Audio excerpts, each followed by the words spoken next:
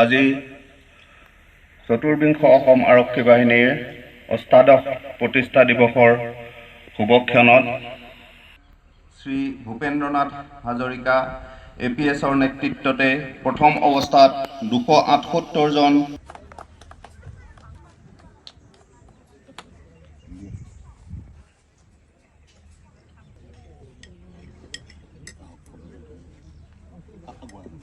তেখেতক প্ৰদান কৰিব বাহিনীৰ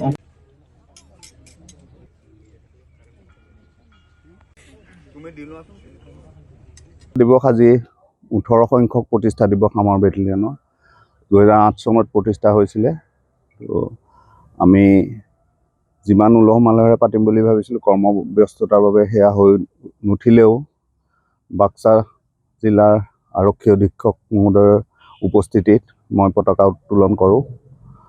আমাৰ BTRৰ আমি মুখ্য অতিথি হিচাপে আমন্ত্ৰণ জনাইছিলোঁ যদিও কৰ্মব্যস্ততাৰ বাবে তেখেত আহিব নোৱাৰিলে, আৰু সেই অনুসৰি বিশিষ্ট অতিথি হিচাপে আমাৰ বাক্সা জিলাৰ আৰক্ষী অধীক্ষক মহোদয় উপস্থিত থাকিল।